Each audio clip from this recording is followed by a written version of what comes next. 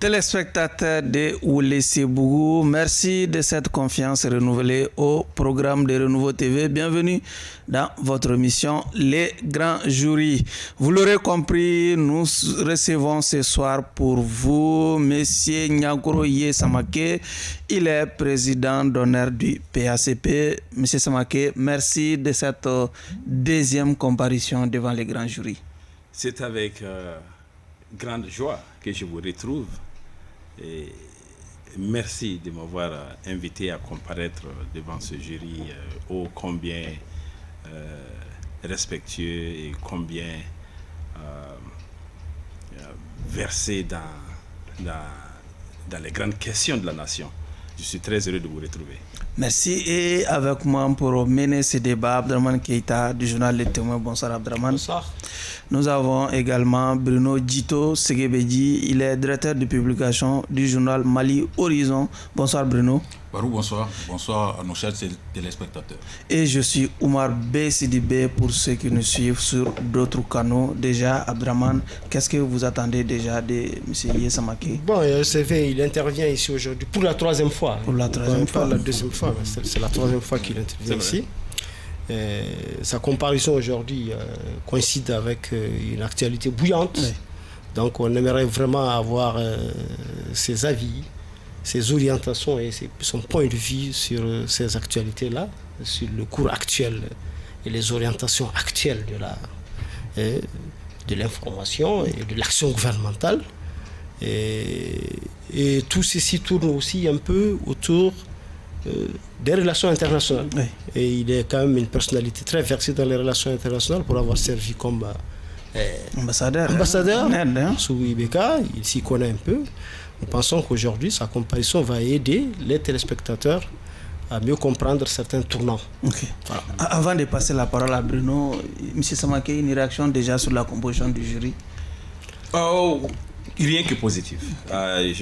J'apprécie l'opportunité d'échanger et de surtout contribuer à la manifestation de la vérité sur les grandes questions de la nation. Okay. Et donc le jury que j'ai devant moi, que j'ai l'habitude de rencontrer et que j'encourage vivement et pour tout le temps qu'ils prennent, toutes leurs contributions pour le développement socio-économique et même politique du Mali. Okay. Ce débat-là est important. Ça fait partie des principes démocratiques. Donc merci au jury. Bruno, Yesamake devant les grands jurys, quelle opportunité pour vous? Oh, il est le bienvenu. Je crois que son profil colle bien avec le contexte. C'est un entrepreneur social, c'est un spécialiste selon ce que j'ai lu sur lui, des sciences politiques aux États-Unis, relations internationales. Donc, avec le contexte du Mali, je crois qu'il est vraiment le bienvenu. Il est bien choisi, donc nous le disons bienvenu. D'accord. Les caps étant bien fixés, M. Samake, déjà, les noms Yesamake résonnent déjà désormais chez certains Maliens comme un espoir. Un espoir parce que récemment, vous avez déclaré vous promettre en tout cas 1 million de francs CFA à tout Malien qui aura 18 ans une fois que vous accédez à la magistrature suprême. De par cette déclaration également, certains observateurs n'hésitent pas à vous confondre aux marchands d'illusions. Déjà, pourquoi cette déclaration? Pourquoi 1 million à tout Malien qui aura 18 ans une fois que Yesamake est devenu président? Vous savez, M. Sidibé, oui. D'abord, je profite pour saluer les téléspectateurs. Cette question taraude dans beaucoup de têtes. Oui. Quand j'ai annoncé cette intention ou cette initiative, c'était à l'occasion de la conférence de section du PACP à Koutiala. Et vous savez, ce n'était vraiment pas une annonce populaire. C'était une boutade? Non, c'était fait pour renforcer la confiance du Malien. Que nous, en tant que descendants de Mansa Moussa, nous, en tant que Maliens, Le débat ne doit plus être que nous sommes pauvres. Le débat doit être nous sommes riches en abondance. Nous sommes abondamment riches. 1 million pour chaque Malien. Vous maintenez la déclaration? Oh, absolument, absolument, absolument. C'est vraiment si peu pour le Malien. Le Mali peut et doit être beaucoup plus solidaire pour les Maliens. C'est juste un pan d'un grand et vaste programme sur lequel je travaille depuis très longtemps avec beaucoup d'experts, avec des partenaires. Nous sommes en train d'évaluer. On avait commencé d'abord une femme majeure, 1 million de francs CFA. Mais avec les études que nous sommes en train de faire, avec les évaluations que nous sommes en train de faire, nous avons étendu ça à chaque Malien majeur. Ça étonne parce que dans un pays où on parle pauvreté, dans un pays où le budget national ne dépasse pas les 2000 milliards, les gens s'étonnent. Mais ce que je vais vous dire en confidence aujourd'hui, parce que c'est un programme qui me tient à cœur, c'est un programme qui va désemprisonner la mentalité du Malien, qui va nous libérer tous de cette mentalité de pauvres et de victimes, de fatalistes. Nous ne le sommes pas. Le Mali mais M. Samaké, dans le contexte actuel, est-ce qu'une telle déclaration n'est pas un peu assimilable à une sorte de tentative d'achat de conscience? Surtout que vous liez cette proposition aux élections, par exemple. Non, chaque candidat, éventuellement, déploie un programme et les initiatives qu'il va prendre quand il sera président. Ça n'a rien à voir avec l'achat de conscience. L'achat de conscience, c'est avant les élections. Ce qu'on donne avant les élections. Mais ce que je vais faire en tant que président n'a rien à voir avec un achat, c'est un programme, c'est un projet. Et c'est l'espoir que nous voulons donner à chaque Malienne et à chaque Malien qui vivent sur cette terre malienne, qu'ils sachent que nous ne sommes pas pauvres. Abdraman a une question là-dessus. On ne sait pas, j'ai du mal à comprendre. Est-ce qu'il s'agit de donner de l'espoir aux gens ou bien de leur donner de l'argent comptant? 1 million, il a été précis. Oui, parce qu'il y a l'espoir. Il continue de dire de l'espoir. Quelqu'un qui l'espoir attend de 1 donner million. l'espoir. Oui, monsieur Keita. L'espoir ici, c'est du concret, non pas de l'espoir. Non, le concret, c'est aussi l'espoir. Quand quelqu'un te dit, je vais te donner 1 million, quand tu as l'espoir d'avoir 1 million chaque année, ça c'est de l'espoir. Et cet espoir-là, c'est concrétisé. Ce ne sont pas des vains mots, je viens de vous le dire, que nous avons travaillé. Permettez-moi, quand vous posez une question, permettez-moi de terminer. C'est un projet très sérieux, bien réfléchi et faisable. Le Malien majeur peut et doit bénéficier de cette solidarité et même au-delà. Ok, d'accord. Mais le problème, c'est que vous-même, vous l'avez dit, ça taraude les esprits. Si ça taraude les esprits, c'est parce que votre déclaration n'a pas été accompagnée également des mécanismes et des procédés par lesquels vous allez vraiment mobiliser les fonds. Je suis entièrement d'accord. C'est ce qu'il faut nous expliquer maintenant. D'abord, non seulement le mécanisme, mais non seulement selon vous, selon vos études, puisque vous dites que vous avez fait des études. Nous sommes là-dessus. Oui. Les proportions de Maliens concernés par cela. Et dans le temps, puisque chaque jour, il y a des nouveaux Maliens qui naissent. Chaque année, il y a des nouveaux majeurs. Ainsi de suite, sans compter le risque d'inciter les gens à devenir majeurs alors qu'ils ne le sont pas. Et d'inciter les familles à multiplier aussi les naissances. S'il y a des étels. Vous voyez tout ça? Je comprends parfaitement la perplexité des gens. Je comprends parfaitement pourquoi les gens sont confus. Parce que nous sommes habitués à entendre autrement. Nous sommes habitués à nous considérer comme un pays pauvre. Nous ne le sommes pas. Je vais vous dire ceci. Le Mali a des ressources. Je vais vous prendre le cas du Botswana. Au Botswana, quand tu finis tes études, avant que tu n'aies un emploi, si tu es un cadre B, tu es payé 100 000 francs CFA par mois, jusqu'à ce que tu aies un emploi. Ils sont combien au Botswana? Quand tu es, j'en arrive. Quand tu es un cadre A, tu as 150 000 francs CFA par mois, jusqu'à ce que tu aies un emploi. Ils sont combien au Botswana? Au Botswana, ils sont à peu près 3 millions d'âmes. Nous sommes combien? Nous avons le vin, hein? Non, ça n'a rien à voir. Non, il faut comparer les choses comparables. Pas non, je vais en venir avec... Non. Vous allez trop vite en besogne. Donnez-moi le temps de vous expliquer. C'était très rapidement. Oui, donnez-moi le temps de vous expliquer. Et surtout le mécanisme budgétaire par lequel vous allez le faire, c'est ce qui intéresse. Puisque... Je suis très patient. Quand vous aurez fini, quand vous me permettez... Allez-y, monsieur le Président. Je suis venu pour ça. Allez-y, monsieur le Président. Je suis venu pour ça. Je vais vous dire ceci. Les détails, je me les préserve. Parce que nous ne sommes pas en campagne. Potentiellement, si je suis candidat, je vais étaler ces trucs-là au bon moment.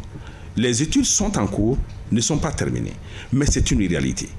Je disais tantôt, avec les 3 millions de Botswanais, il y a des pays qui ont 3 millions qui ne parviennent pas à faire la même chose. Bruno. Parce que leurs ressources, ils sont en train de mieux gérer leurs ressources.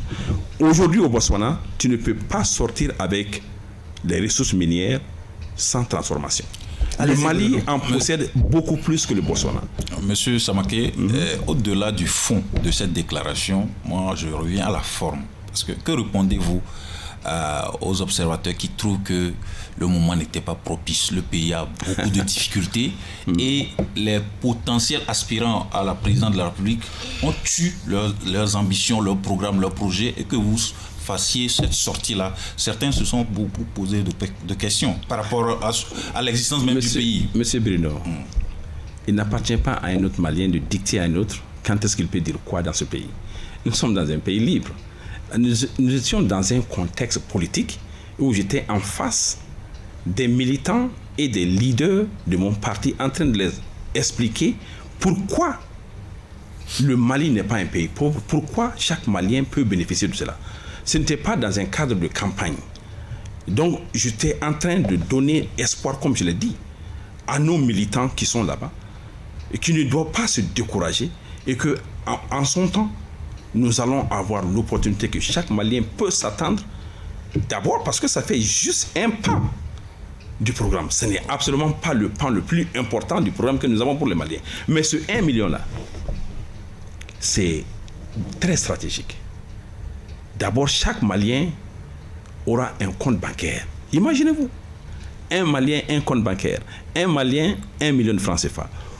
Savez-vous ce que cela va faire comme impact sur la lutte contre la corruption si chaque Malien, chaque militaire malien, chaque fonctionnaire malien, chaque enseignant avait un compte bancaire? Mais aujourd'hui, l'existence du Mali... Ce qui est normal d'ailleurs, la bancarisation... Avant de promettre ces richesses-là aux Maliens, est-ce que... Non, ça ne nous empêche pas de réfléchir, ça ne nous empêche pas de se parler, de parler de la santé, de l'économie, des finances, pendant que le pays est en guerre. Ce n'est pas moi qui suis le stratégiste de la guerre. On peut parler de vous êtes dans la propagande. Bon, ils peuvent dire ce qu'ils veulent. C'est un pays libre. Les gens ont la liberté. Parce que je comprends parfaitement pourquoi ils disent ça. Parce que ça les dépasse. Bon. Quand quelqu'un... Nous sommes Maliens. Oui. Chacun a ses limites. Chacun a ses compétences. Et regardez aujourd'hui derrière et regardez ce que les hommes politiques sont en train de faire au Mali. Ce que Yaya Samaké est en train de faire au Mali. En tant qu'homme politique.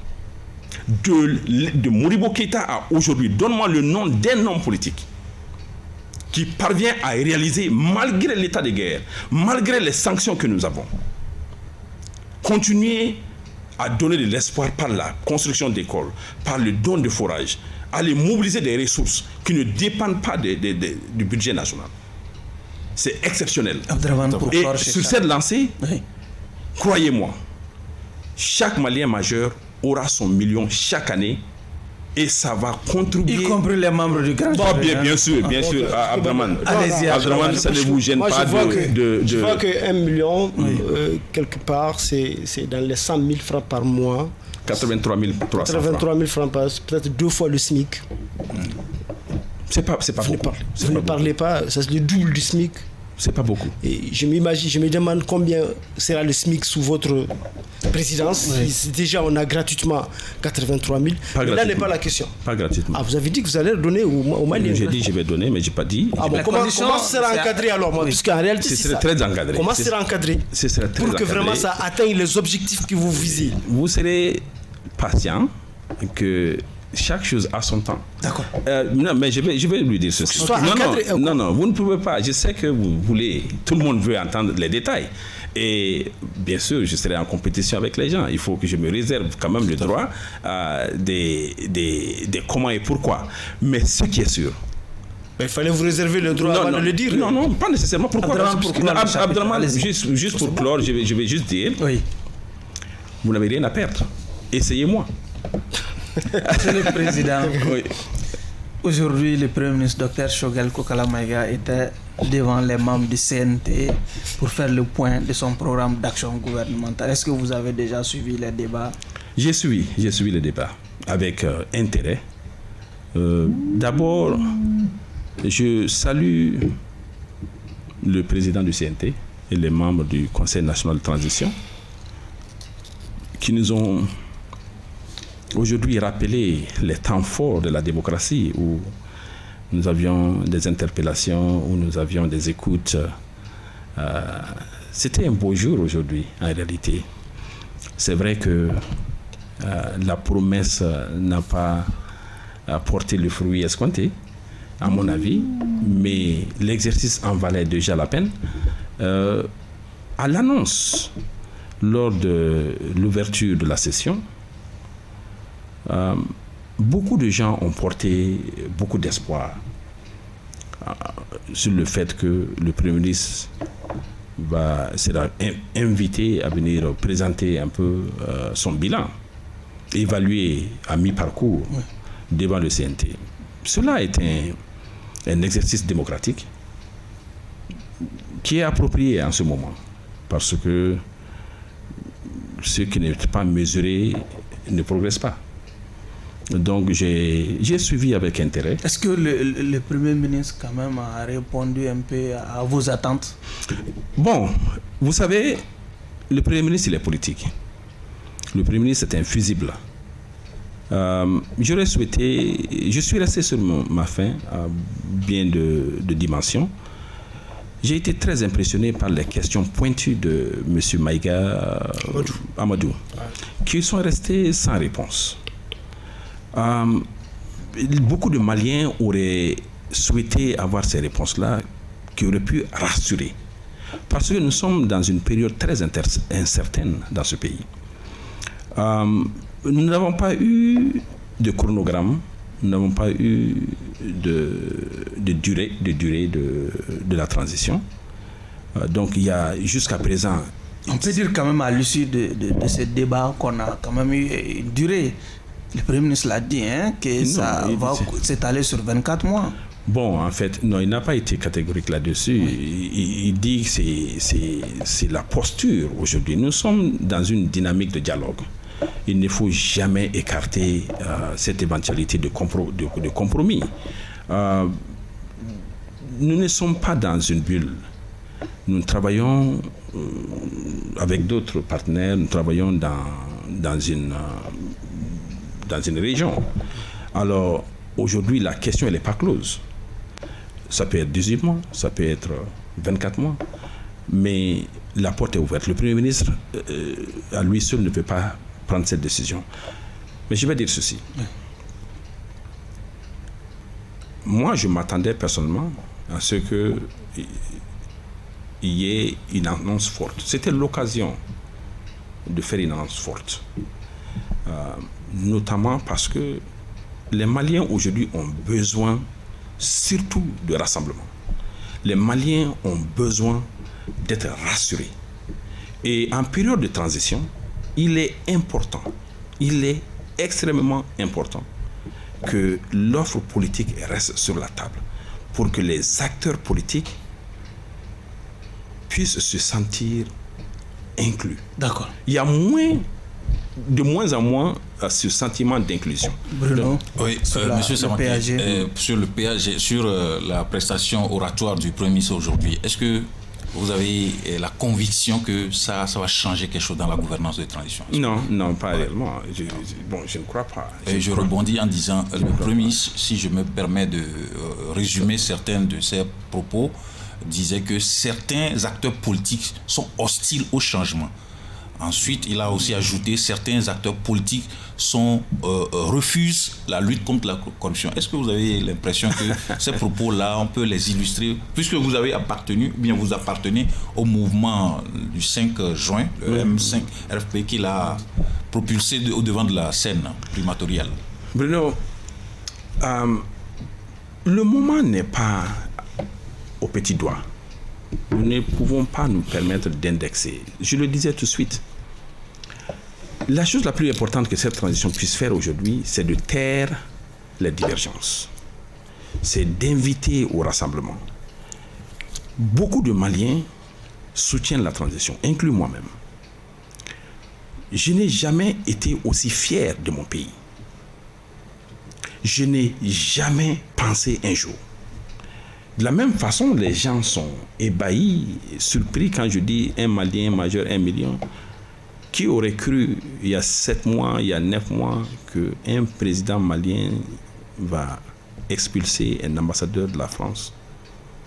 C'est incroyable.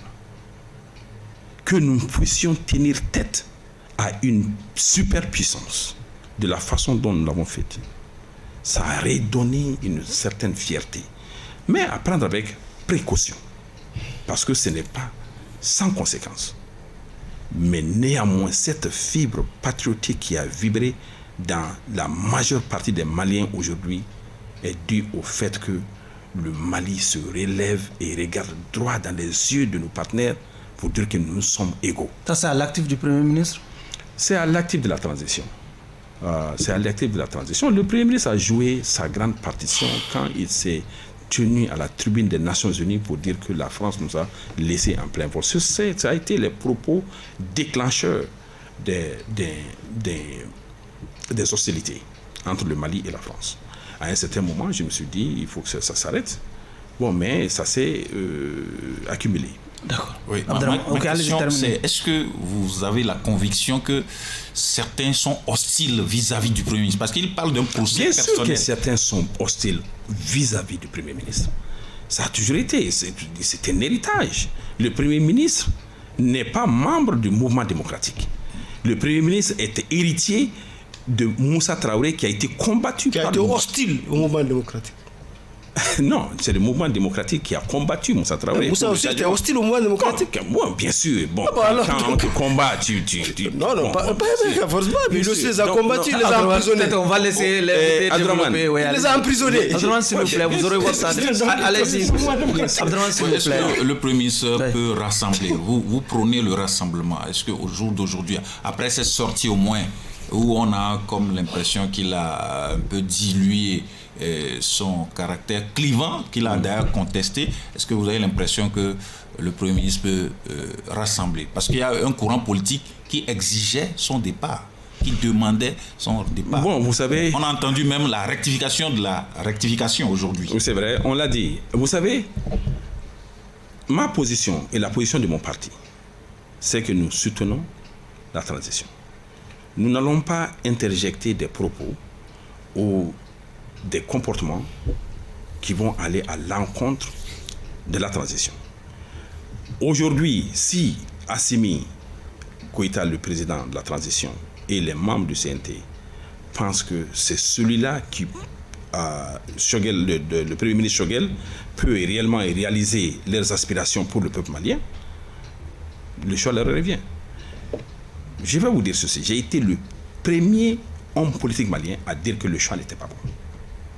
Vous pouvez aller vérifier, le jour où le président de la transition a convié les acteurs politiques, les forces vives de la nation au palais présidentiel pour leur dire que je vais remettre la présidence, la primature au M5. Vous pouvez aller vérifier, j'ai fait un live. Immédiatement après, j'ai dit non, Assimi aurait dû apprendre de ses erreurs. Il a été le seul à choisir Bandaou et son Premier ministre. Ça n'a pas marché. Aujourd'hui, lui seul, il se précipite pour se nommer, pour donner la primature au M5. Il dit qu'il aurait pu consulter, mais ne serait-ce que... Au M5 ou bien au porte-parole du... Au M5, non, il a dit au M5. La primature, il revenait au M5.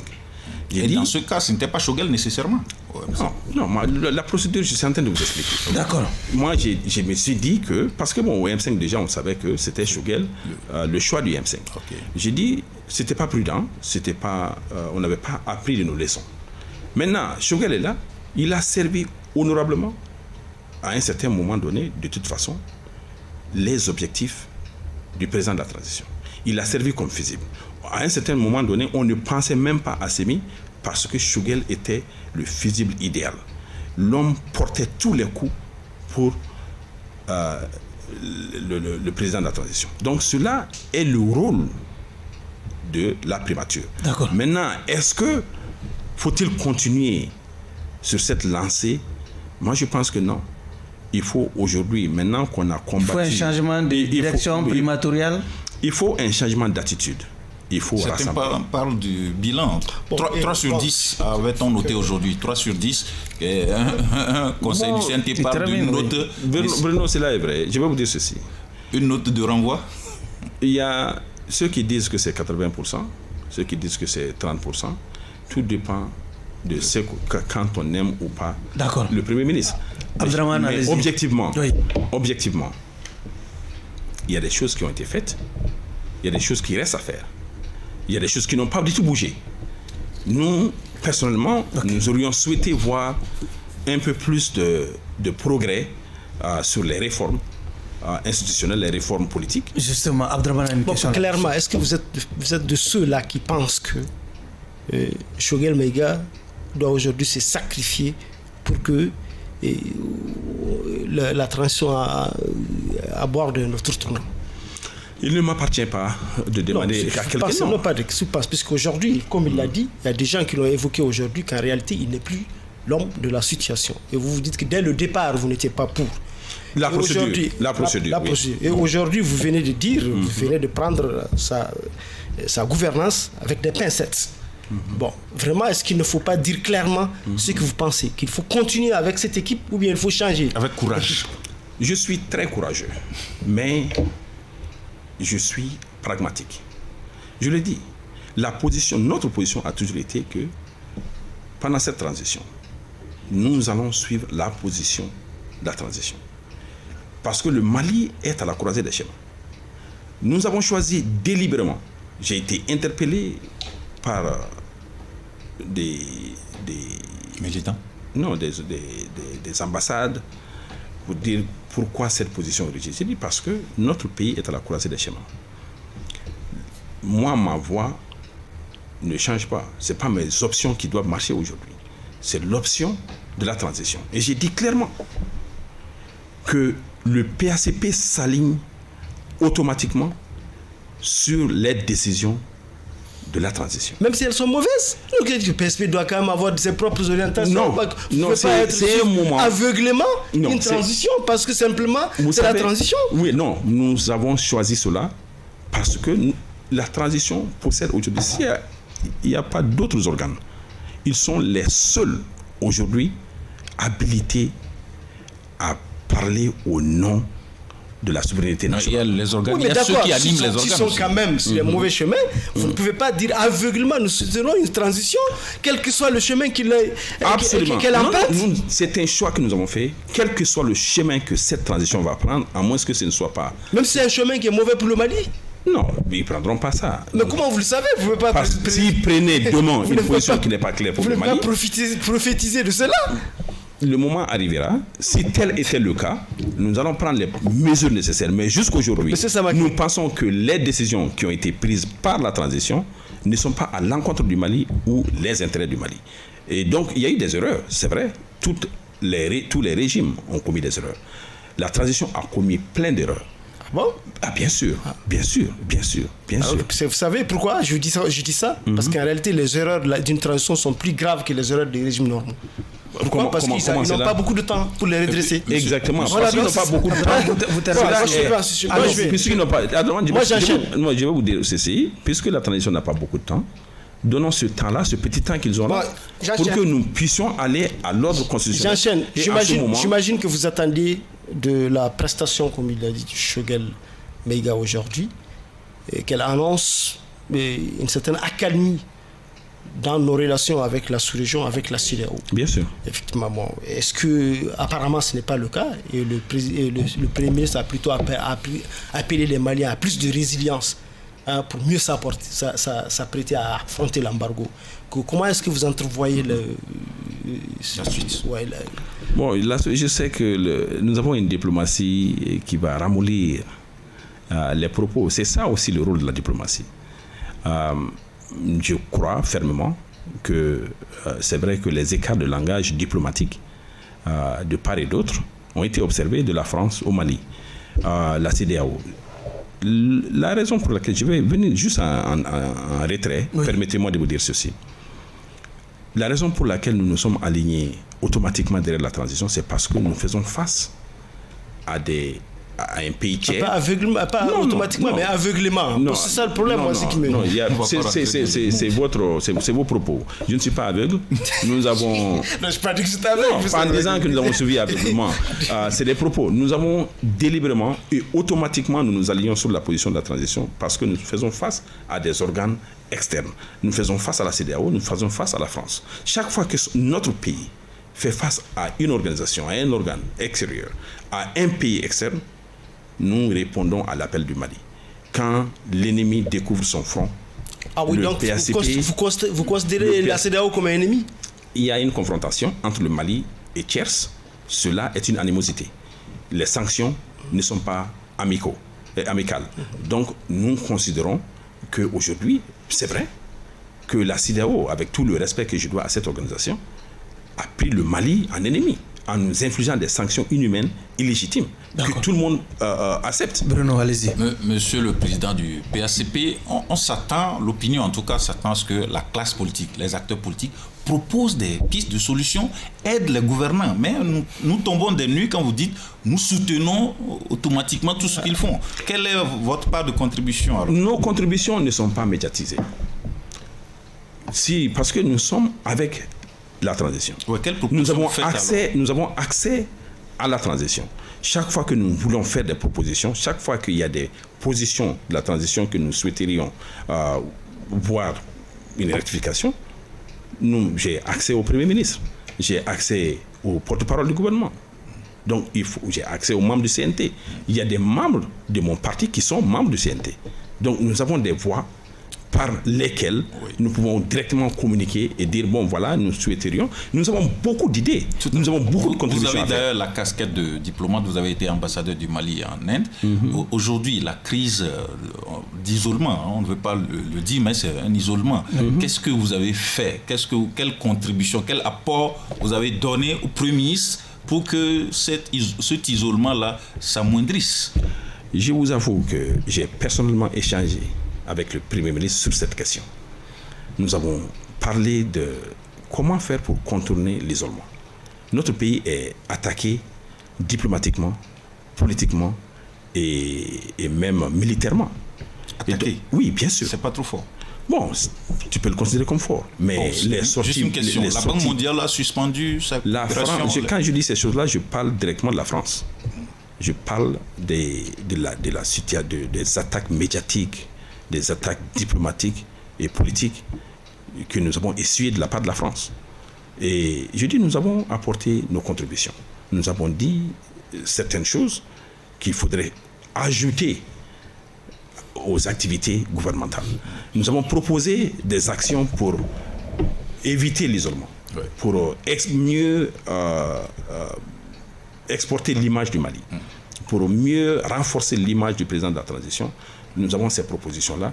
Même aujourd'hui, j'ai personnellement envoyé une demande d'audience au président du Conseil national de la transition pour échanger sur ces questions-là. Parce que nous devons apporter nos contributions. Pour être un peu plus concret, le gouvernement malien maintient 24 mois jusqu'au jour d'aujourd'hui, jusqu'à 7 heures. 24 mois incompressibles, c'est ça l'expression. La CEDEAO, je crois que c'est 12 mois ou 16 mois au plus. Jusqu'à 16. Proposition, est-ce qu'il y a l'écart, il y a un fossé? Vous, en tant que diplomate, vous avez certainement des moyens d'action pour si vous voulez, faire fléchir. Je peux ajouter un peu quoi. Vous, en tant que diplomate, comment voyez-vous notre capacité de résilience face, comme vous l'avez dit, à toutes ces adversités-là? Il y a cet isolement. Surtout qu'à Aujourd'hui, l'embargo vient de s'ajouter. Et vraiment, le retrait de la Banque mondiale. Le retrait de la Banque mondiale et de la BAD. Oui, allez-y. Donc tout ça, ce sont des ressources l'AFD, quand même en l'Agence moins française de développement et autres. pour le Mali. Et nous continuons quand même à penser que qu'il faut résister. qu'il faut résister. Et que vous pensez que la résistance est la solution à cette situation ou C'est pas la seule solution. On peut faire plus d'une chose à la fois. Il faut résister. Nous ne pouvons pas juste abandonner. Sans se résigner. Non, s'il vous plaît, monsieur. Oui, allez-y maintenant. Aujourd'hui, quand la transition dit qu'il faut être résilient, c'est une invitation au peuple malien aux difficultés que nous connaissons aujourd'hui. Mais cependant, la porte du dialogue n'a jamais été fermée. Nous savons tous que la transition, les autorités de la transition sont toujours en train de dialoguer avec la CEDEAO. Bruno, quant à votre question, c'est vrai, je l'ai dit, nous souhaiterions proposer 18 mois. Qu'on se rencontre quelque part au milieu, qu'on écoute la souffrance du peuple malien, qu'on reste dans le concert des nations, que le Mali retourne dans le concert des nations, qu'on fasse des concessions. Vous avez transmis ces propositions au Premier ministre ? 18 mois. Pas encore. Vous l'avez retiré vous l'avez tiré de moi aujourd'hui sur vos plateaux, mais c'est des propositions que nous souhaitons faire. Le PSP est un peu en retard, parce que ce désaccord-là, ça fait quand même un certain moment qu'on est dans ça. Si c'est aujourd'hui que vous annoncez sur le plateau, nous allons le faire. Est-ce que vous ne craignez pas qu'on vous reproche un certain retard, On peut nous reprocher beaucoup de choses. Nous assumons tout ce qu'on nous reproche, mais nous faisons ce que nous pouvons pour l'avancer. Nous contribuons de façon pragmatique. On ne peut pas, le calendrier du président de la transition, le calendrier du président du Conseil national, ce n'est pas nous qui l'assumons. Donc quand ils sont prêts, quand le Premier ministre a un moment pour nous, nous travaillons avec d'autres partis politiques. Nous ne travaillons pas dans un vase clos. Nous travaillons avec des partis politiques, nous travaillons avec des forces vives de la nation. Il y a des concertations qui continuent au niveau du PACP. On va vraiment évoluer. Vous appartenez toujours au M5.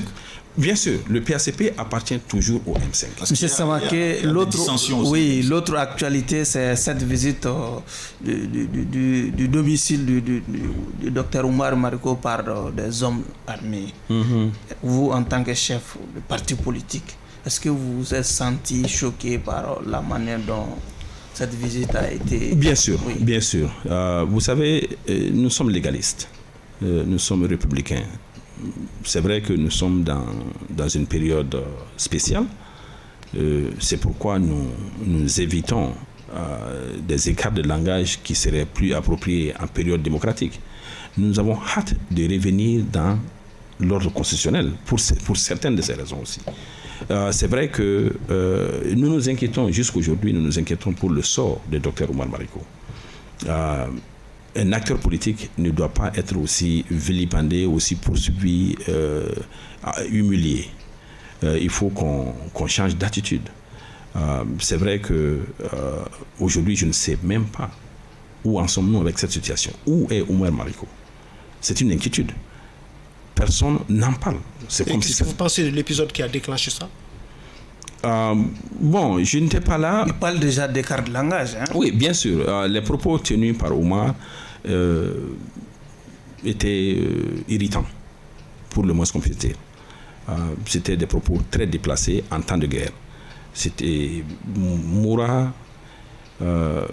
C'est ça la situation du PACP. Nous avons dit, tant que le gouvernement fait des déclarations formelles, qu'il n'y a pas eu d'exaction pour un homme politique publiquement dénoncer qu'il y a eu des génocides, c'est vraiment franchir la ligne. Parce que les médias étrangers, les organisations étrangères s'accaparent de ces propos-là et dire que voilà, ce sont ces gens-là qui disent que l'armée malienne est en train de commettre des exactions. Tu deviens immédiatement une référence pour dénigrer ta propre armée. Cela, il faut mesurer les propos et c'est ce qui est aussi demandé au leadership. Il y a des moments où il faut savoir se retenir, surtout quand l'image de notre armée est en question, quand l'image de notre pays tout entier est en question. Il faut mesurer ses propos. Cela n'entrave en rien la liberté d'expression. D'accord. Abdraman. Oui, mais parlons de ça, effectivement. Vous dites que si l'image de l'armée est en question, il faut mesurer ses propos et au-delà. Mais vous demeurez dans votre logique de suivre la transition dans n'importe quelle voie. Aveuglement, oui. Or, nous sommes, alors que nous sommes quand même dans une situation où on parle de plus en plus d'une montée en puissance un peu mitigée quand même, puisqu'on a l'impression que cette montée en puissance est en train de poser quand même les jalons d'un autre problème, qui est le problème Peul au Mali. Parce que les gens, quand même, du jour au lendemain, s'élèvent pour dire qu'effectivement, que ce sont des attaques ciblées contre une ethnie. Est-ce qu'on doit fermer les yeux et, puisque simplement, c'est l'armée, fermer les yeux, parler très franchement. Ne rien dire là-dessus, et ensuite récolter les conséquences de ces choses-là après Les guerres ne sont jamais sans difficulté. Cette situation, je préfère la situation dans laquelle nous sommes aujourd'hui que la situation dans laquelle nous étions il y a quelques mois. Je préfère qu'on nous accuse des choses fondées ou non fondées que de voir l'armée malienne s'enfuir devant des hordes de terroristes. Je préfère cette montée en puissance que de voir des villages entiers décimés par des terroristes. Il faut, à un certain moment, c'est pourquoi je dis, c'est un moment très délicat dans la vie d'une nation. Soyons pragmatiques. Qu'est-ce que nous voulons? Est-ce que nous voulons en finir avec cette tragédie de djihadisme, cette tragédie de terrorisme, où nous voulons pleurnicher chaque jour que l'armée a commis des bavures? Des bavures, il y en aura toujours dans toutes les guerres. Avant cette montée de l'armée malienne, les armées étrangères qui sont chez nous ont commis des bavures souvent plus graves que ce que nous interpellons aujourd'hui. Le Mali a besoin de sa stabilité. Le Mali a besoin de frapper fort et aller jusque dans les derniers retranchements de ces djihadistes-là. Moura, nous savions tous, avant aujourd'hui, que c'était un sanctuaire et l'armée a fait ce qu'elle devait faire. Et je félicite notre armée, notre vaillante armée, qui nous donne aujourd'hui beaucoup d'espoir que notre sécurité... Et quelle pensée avez-vous pour ceux qui en auraient fait les frais par bavure, comme vous l'avez dit? Vous savez, nous nous inclinons devant toutes les morts. Nous n'avons rien à faire. Mais vous semblez les avoir oubliés. Non, ce n'est pas un oubli. C'est un contexte. Non, c'était un contexte. Non, c'était un contexte. C'était pas un oubli. Mais c'est le contexte de la montée en puissance de l'armée. Je prie pour tous ceux qui ont perdu la vie à cause des violences, mais particulièrement ceux-là qui portent l'uniforme veillent dans l'obscurité pour que nous puissions venir sur Renouveau TV parler de la politique, parler de la vie de la nation. Je m'incline devant la mémoire de tous ceux. Monsieur Samaké, vous disiez récemment dans une interview que tant qu'il y aurait une rébellion à Kidal, il n'y aura pas de paix ni de stabilité dans le Sahel. Je vous citais aujourd'hui, c'est une interview que vous aviez accordée à un journal de la place. Comment expliquez-vous cette prise de position? Tant qu'il y aurait une rébellion à Kidal, il n'y aura pas de paix. Je vais rectifier la citation. Voilà. Je dis tant que Kidal restera.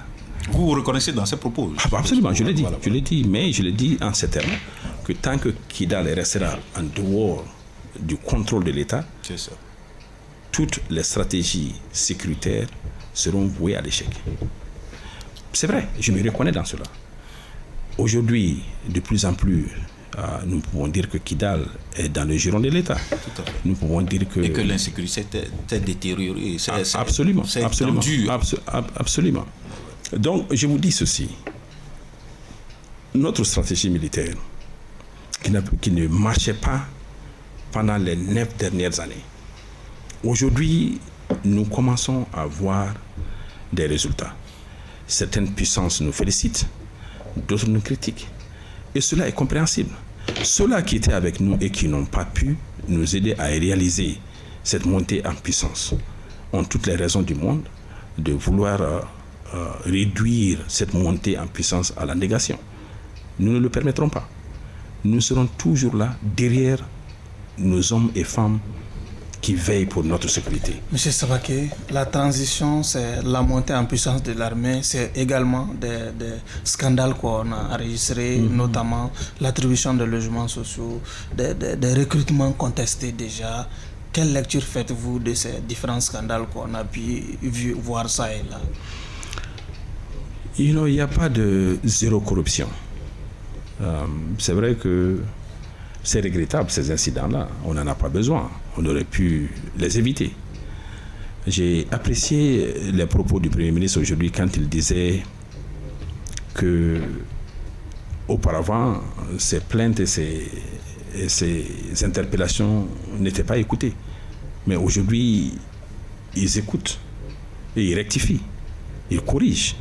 Cela déjà est une bonne réponse que j'ai bien appréciée. Mais il faudrait-il quand même que les plus hautes autorités soient des références. Parce que retenez-vous, comme nous le disons chaque fois que nous pouvons, que diriger, c'est servir, rien de moins. Et donc, dans le service, on s'oublie. Quand on sert l'objectif commun, nous sommes servis nous-mêmes, parce que nous sommes dans cette communauté. Et donc, j'interpelle et j'invite les autorités de la transition à plus de rigueur. J'invite les autorités de la transition à plus de transparence dans la gestion de la cité. Parce que l'espoir renaît petit à petit. Que la refondation tant réclamée est une possibilité. Au moins que cette transition pourrait poser les jalons de cette refondation. C'est vrai que ça part pas au rythme que nous avons souhaité. Oui. On aurait souhaité que ça aille un peu plus vite, que la lutte contre la corruption soit un peu plus implacable, que les réformes et même le débat public fassent partie des pratiques démocratiques aujourd'hui. Malheureusement, il faut noter que il n'y a plus de débat. Les acteurs politiques ne se retrouvent plus avec les autorités de la transition. On n'a pas peur de la divergence. D'accord. Ça fait partie de la démocratie. Abdraman, pour votre dernière question. J'ai une question subsidiaire. Allez-y. Subsidiaire. Où est-ce que vous vous situez par rapport à la durée réelle de la situation? Vous êtes un homme politique, vous êtes en train de vous préparer pour conquérir le pouvoir. Aujourd'hui, on ne sait pas quand est-ce que la transition doit terminer. Certains disent 18 mois. Les autorités ont choisi unilatéralement 24 mois. Ouais. Ça peut être bien au-delà de cela. Si les autorités actuelles de transition que vous soutenez, comme vous l'avez dit, aveuglément, choisissent d'aller jusqu'à 5 ans, comment est-ce que vous percevez ça? Bon, puisque on veut savoir d'où est-ce que vous situez par rapport à ceux qui pensent qu'il faut accélérer le processus d'organisation des élections pour mettre en place des autorités légitimes, et d'autres qui pensent qu'il faut d'abord faire l'ensemble des réformes dont que vous venez d'évoquer tout de suite avant d'aller à des élections. Où est-ce que vous vous situez par rapport à ça? Bon, je crois que les 24 mois, je le disais tantôt à un journaliste, que au PACP, 6 mois d'écart dans la vie d'une nation, ce n'est pas un grand fossé. C'est pourquoi nous disions que très bientôt, il y aura un compromis. L'État dit que les 24 mois sont incompressibles. La CEDEAO dit qu'elle est intraitable sur les 16 mois au maximum. Mais en diplomatie, dans la relation entre les États, il y a toujours de la place pour... Mais vous ne pensez pas que les 24 mois, c'est de la poudre aux yeux pour des autorités qui pensent qu'il faut faire l'ensemble des réformes avant d'aller à des élections? Vous savez, au-delà de 24 mois, qu'est-ce que vous pensez? Au-delà de 24 mois, je pense que le peuple malien doit prendre ses responsabilités. Allez-y, Bruno. Parce que nous ne pouvons pas vivre éternellement dans une transition. Allez-y. Et le peuple malien, d'abord, a été très patient. On nous a dit 18 mois. Les 18 mois ont expiré le mois de février dernier. D'ailleurs, les élections devraient se tenir le 27 février, jour de ma date d'anniversaire d'ailleurs. Ça a été reporté. D'accord. Nous attendons aujourd'hui des autorités de la transition de créer cette crédibilité. Ouais. parce qu'il ne peut pas, il ne doit pas confisquer le pouvoir. Et je l'ai dit par le passé que le premier ennemi d'une transition, c'est sa durée. Allez-y, Bruno. Monsieur Samake, on vous sent très très attaché au peuple. Vous êtes dans votre terroir de Ouelessebougou. Vous venez de nous dire en introduction, en off d'ailleurs, qu'il n'y a pas de délestage. Aujourd'hui, les Maliens souffrent la vie chère. Bien sûr, bien sûr. Et puis le problème de l'électricité, les coupures intempestives. Qu'est-ce que vous avez, vous qui soutenez, moi je dis automatiquement, les autorités de transition, qu'est-ce que vous avez à leur dire en face? J'apprécie quand vous disiez, parce que je suis proche des populations. Je vis intimement le quotidien du Malien. Ouais. Les gens tirent le diable par la queue. Je suis, comme je le dis, je vis intimement le quotidien du Malien. Je vis dans les villages. Je voyage extensivement dans les coins les plus reculés. Il n'y a pas 3 semaines, j'étais jusqu'à Kangourou, le dernier village malien vers la frontière ivoirienne. Ouais, comment on tend vers la fin? Qu'est-ce que vous avez à dire par rapport à la vie chère? Les gens tirent. Nous sommes dans le mois du Ramadan. Oui, c'est pour te dire combien je ressens la cherté de cette vie, parce que je suis auprès des populations. Et vous soutenez? Bien sûr. Le peuple soutient la transition. La plus grande partie des Maliens... Vos militants, le bas peuple ne vous comprendrait pas ce soutien. Permettez un dire des autorités. Bruno, parce que vous ne savez pas, comme moi je le sais, que ce bas peuple-là veut être fier. D'accord. Et attaché, il veut manger aussi. Il veut manger, mais attaché à sa dignité. Oui. Que ce bas peuple-là... Ok. Il y a quelqu'un qui vous a... propositions, on n'a pas encore dit. Il y a quelqu'un qui nous a fait plus rêver que vous. Qu'est-ce que vous pensez de ça? Ces propositions. Vous nous avez dit, je sais pas, 1 million par personne. Hein? Ouais. Il y a un autre qui nous a promis la mer. Est-ce que vous pensez que c'est possible? On n'avait pas terminé avec la vie chère. Je sais ce que je peux faire. D'accord. L'autre sait peut-être ce qu'il peut faire. Mais la vie chère, je pense que c'est là où j'en revenais. On a dit qu'il faut compromettre. Aller à 18 mois avec la communauté internationale pour rapidement lever les sanctions, progressivement, pour que le peuple malien puisse... pour qu'on puisse écouter la souffrance du peuple. Ça se sent dans la chair des Maliens. Ça se sent dans le panier de la ménagère. Et les délestages n'aident pas la situation. C'est vrai, si vous avez trop chaud à Bamako, venez nous voir à Ouelessebougou. Il y a moins de coupures. Monsieur Samake, nous sommes malheureusement au terme des débats pour le compte de cette audience. À présent, le jury va se retirer pour procéder à la délibération. Bruno Abdraman, nous sommes dans les secrets de la délibération. Bon, il disait tantôt qu'il est resté sur sa faim par rapport à la prestation de Choguel. Moi aussi, je suis resté un peu sur ma faim par rapport à sa prestation ici. Je m'attendais à un diplomate comme lui d'avoir des réponses aux grandes questions diplomatiques qui se posent au pays. Et je pense qu'il a choisi le repli.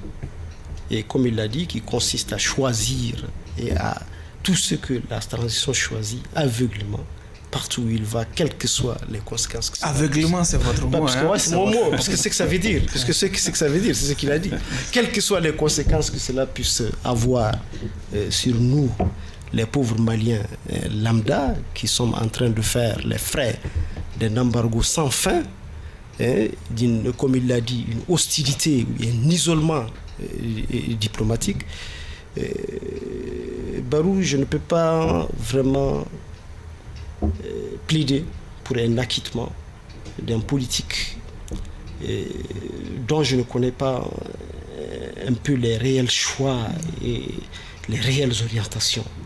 Pour moi, c'est pas, un politique doit être beaucoup plus courageux par rapport aux situations, d'être plus pertinent et d'avoir beaucoup plus de faire preuve de beaucoup plus d'entre-gens face aux situations. Toutes choses que je n'ai pas retrouvées dans sa situation aujourd'hui. Donc, je te propose de le mettre en sursis. Bruno? Oui, je crois que Abdraman a marché un peu sur ma langue, comme on le dit. Le point du soutien en godillot des autorités de la transition m'a laissé un peu perplexe. Pour moi, l'acteur politique, diplomate, on connaît son action sociale sur le terrain. On s'attendait à plus de contributions, à plus de critiques constructives par rapport au gouvernement que de dire, eh bien, on a de l'adversité en face et donc je soutiens automatiquement, je laisse aveuglément. Ça m'a laissé un peu sur ma soif. Et puis, je me dis, en même temps, cette adversité est là. La sortie, je vais offrir 1 million de francs CFA à chaque Malien qui aura 18 ans quand je deviendrai président de la République. Alors que le pays, la survie du pays même est en jeu. Je propose pas la condamnation, mais je sais pas, un sursis pour mieux réfléchir, pour lui permettre de mieux se préparer pour une prochaine audition. Voilà. Okay. Au bénéfice de ces réquisitoires empreints de beaucoup de réserves, il me plaît de mettre l'affaire en délibéré. La semaine prochaine, nous allons prononcer le verdict, Monsieur le Président Nderemou. Merci de la magnanimité du jury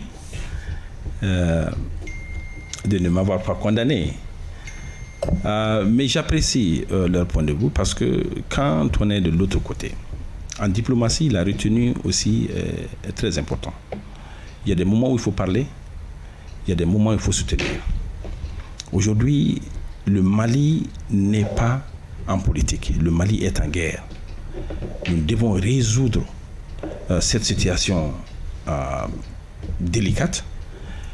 Cela ne doit pas fermer la porte sur la diplomatie. Et donc j'apprécie les propos tenus aujourd'hui par certains membres du CNT et surtout l'exercice qui a été démontré aux Maliens aujourd'hui, qui nous a donné un peu plus d'espoir parce que c'est politique. Oui, c'est politique, c'est démocratique, c'est politique. Oui. Et donc, merci de m'avoir invité et encore merci à vous tous. Ainsi prend fin ce numéro de votre émission Grand Jury qui recevait comme invité M. Nyakoro Yesamake, président d'honneur du PACP, ancien ambassadeur du Mali en Inde. Ainsi, au revoir.